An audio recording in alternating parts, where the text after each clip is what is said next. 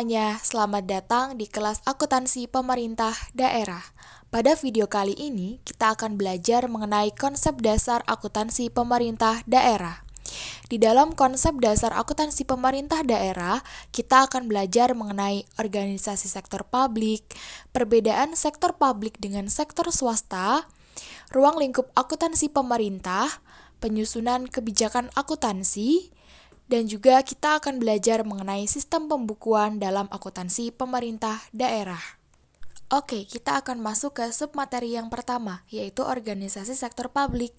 Organisasi sektor publik merupakan entitas yang aktivitasnya berhubungan dengan penyediaan barang dan jasa untuk memenuhi kebutuhan dan hak publik.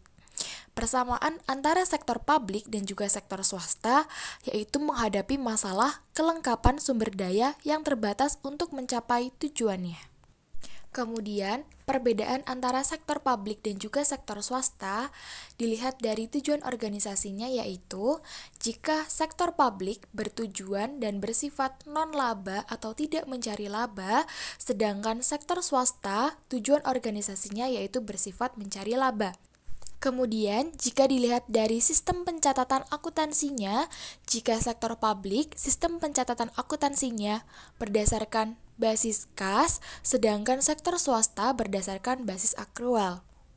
Submateri yang selanjutnya yaitu ruang lingkup akuntansi pemerintah. Yang pertama, pemerintah tidak berorientasi laba atau tidak mencari laba, kemudian pemerintah membukukan anggaran, kemudian memungkinkan untuk menggunakan lebih dari satu jenis dana, membukukan pengeluaran modal, bersifat sangat kaku karena bergantung pada peraturan perundang-undangan yang sedang berlaku, dan yang terakhir tidak memperkirakan modal dan laba pada neraca. Yang selanjutnya kita akan belajar penyusunan kebijakan akuntansi. Yang pertama ada rujukan kebijakan akuntansi.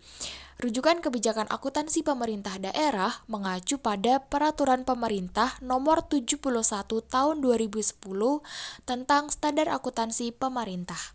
Kemudian yang kedua ada tujuan laporan keuangan pemerintah. Tujuan dari laporan keuangan pemerintah yaitu untuk menyajikan informasi mengenai posisi keuangan, realisasi anggaran, saldo anggaran lebih, arus kas, dan juga hasil dari operasi. Kemudian yang ketiga yaitu peran dari laporan keuangan pemerintah daerah itu sendiri. Yang pertama berperan sebagai akuntabilitas, manajerial, transparansi, keseimbangan antar generasi, dan yang terakhir berperan sebagai evaluasi kinerja.